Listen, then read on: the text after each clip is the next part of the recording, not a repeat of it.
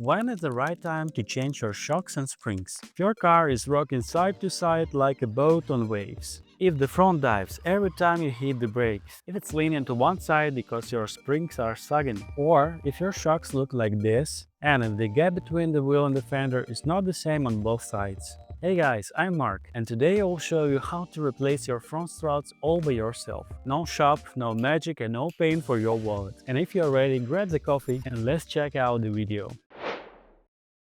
Alright, first thing, chock those rear wheels. Then disconnect the negative terminal on your battery. Now grab a 21mm wrench and crack loose the front wheel nuts before lifting the car. I'm replacing both struts, so we will do both sides at once. Next, jack the car up and place your jack stands at the proper support points. Before you take the wheels off, make sure those wheel chocks are holding nice and tight. Spin those locks the rest of the way off. Take off the wheel, repeat on the other side, and keep your lug nuts in one place, as they like to disappear. And there we go. The struts are now fully exposed on both sides. Judging by the look of them, yeah, they've seen better days.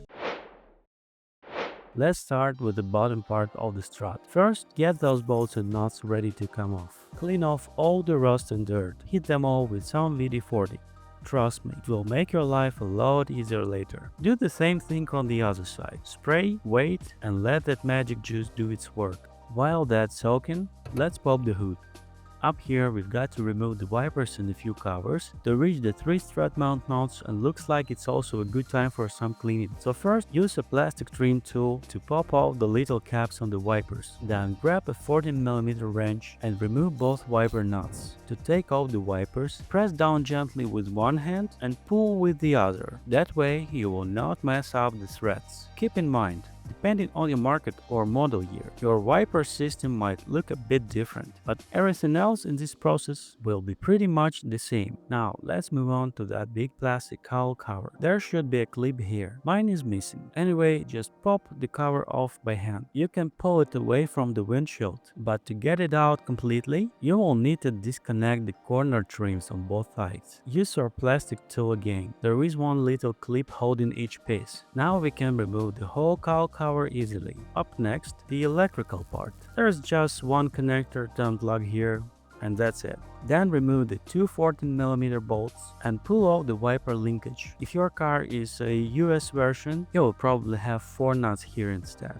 Now let's get that metal panel out of the way. It's held on by 12 10mm bolts. They might look rusty, but they will come out fine. Just remember to keep them all together. I'm also removing the plastic divider pieces here. You don't have to, because these panels have little service flaps. You can just open them instead of removing the whole thing. Once that's done, we've got full access to the strut mount nuts. Take out the plastic caps first. The nuts are clean and not seized. Alright, let's go back down and deal with the sway bar link. You'll need a 17mm wrench and a 6mm Allen key. Take out both nuts. They should come off pretty easy. Next, the big guys, the 2 lower strut bolts. You'll need 2 21mm wrenches for this. They're tight because they've got thread locker on them. Don't pull the bolts out just yet. We'll need them in for support. Now there is one more 12mm bolt holding the ABS wire bracket. Remove that and slide the cable out of its clip.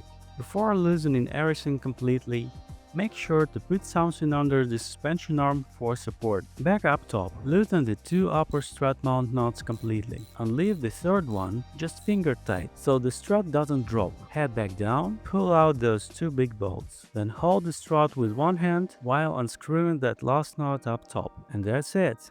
The strut is free. Take it out carefully. We'll need it for the rebuild.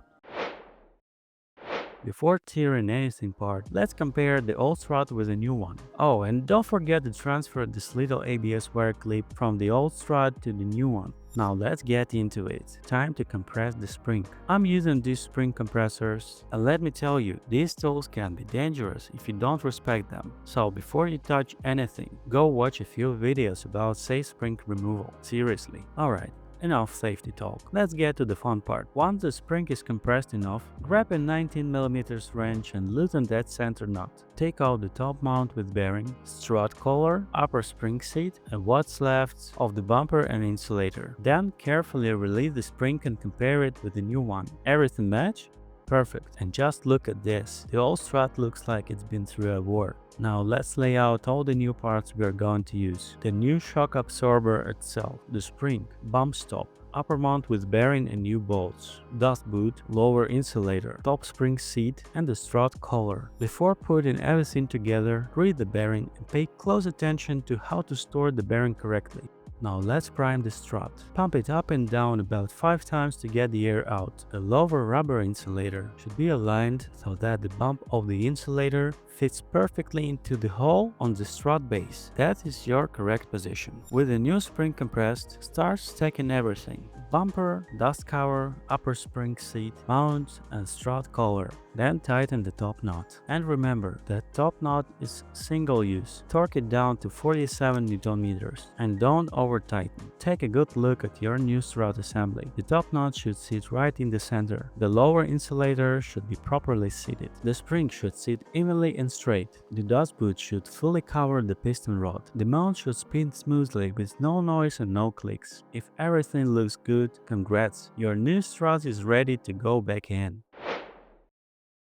Okay, it's time to put this beauty back where it belongs. First, clean up these mounting points. Get rid of all the rust and dirt. Also, remove any leftover thread locker from the bolts. Now, let's drop the new strut in. Take off the protective caps. Line it up and hand tighten the 3 nuts on top just to hold it in place. Don't torque them yet, we'll come back to those later. Next, we are heading down to the knuckle. Make sure the contact surfaces are clean. Apply some red thread locker and slide the big bolts through. Tighten them by hand first, then with wrench, and finally torque them down to 240 Nm. Back up top, tighten the top knots nice and snug, but don't bother with the torque wrench just yet. We'll do final torque once the car is on the ground. Moving on, reinstall the sway bar link. You can reuse the old one if it's still solid. Just make sure to use new nuts if they are single use. Torque those to 74 Nm. Or if you can't tighten the knot with the torque wrench, just give it a good confident pull. Now reconnect the ABS sensor cable, make sure it clips into its original bracket, and tighten the 12mm bolt to 90 Nm. Before throwing the wheel back on, clean brake rotor with some brake cleaner and apply a bit of ceramic grease where the wheel meets the rotor. Mount the wheel, hand tighten the lug nuts, and once it's back on the ground, torque them properly. And that's it. Alright, left side is done. Time to show the right side some love. We start just like before. Let's remove the ABS cable bolt. Hit that little 12mm one, holding the wire in place. Next up, the sway bar link. Grab your 17mm wrench and the 6mm Allen key and take off both nuts. Now it's time for the big boys, the 2 main strut to knuckle bolts. Break them loose with your 21mm wrenches. Once that's done, pop the hood again and head to the top mount. We are gonna fully remove 2 nuts and just loosen the third one for now. That will hold the strut in place until we're ready to pull it. Back underneath, support the hub just a little, then pull the bolts, unscrew that last nut up top, and the whole strut should come right out. Nice and easy. Now we need to take off a few parts from the old one. That's why we are gonna grab the spring compressor and tear the thing down piece by piece. Next, need to pump a new shock a few times to prime it. And let's have a little fun and see how these 2 shocks perform side by side. Don't forget to grease up the top mount bearing before assembly. Then grab all the parts and start putting the whole strut together. You'll need new strut, new spring, upper spring seat, new dust boot, bumper, lower insulator, top mount, and collar. Once it's together and everything looks solid, time to install it back on the car. Strut goes in, 3 top knots hand tightened, 2 big bolts go through the knuckle, snug them up. Then torque to spec. Reinstall the sway bar link, the ABS wire brackets, and torque those bolts down. Clean up the brake rotor, apply a bit of ceramic grease to the rotor as shown in the video. Then throw the wheel back on and tighten up all the lug nuts nice and snug. Alright guys, time to lower the car back down. Under the hood, there are 6 nuts we still need to tighten up. Make sure each one is torqued to 50 Nm. Remember, You should only do this when the car is fully lowered on the ground. Next, double check the torque on the center nuts of the both struts and pop the caps back on. Carefully drop the metal panel back into place. Make sure you don't scratch the windshield. Then hand tighten all the bolts before finishing them off with a 10mm wrench. Once that's done, reinstall the plastic pieces and put the wiper linkage back. Then tighten the two bolts, reconnect the plug, and snap the plastic cowl back in. Don't forget the corner pieces on both sides. Make sure the trim sits snug all the way around. Now let's reinstall the wipers. Make sure they sit right so they sweep the whole windshield evenly when it rains. Final touches before closing the hood. Looks good!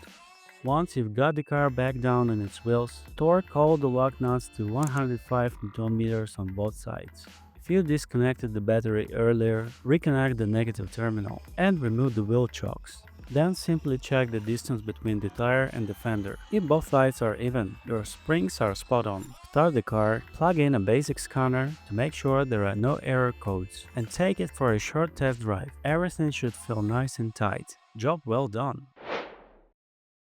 Guys, I've already put a couple thousand kilometers on these new Struts. And yeah, totally worth it. The ride and handling feel just like a brand new car. And as you probably noticed, you don't need a lift or any fancy tools for the job. Just some time, basic gear, and a bit of fresh air. And if you enjoyed this video, don't forget to hit that like button. There are plenty more step-by-step guides coming your way.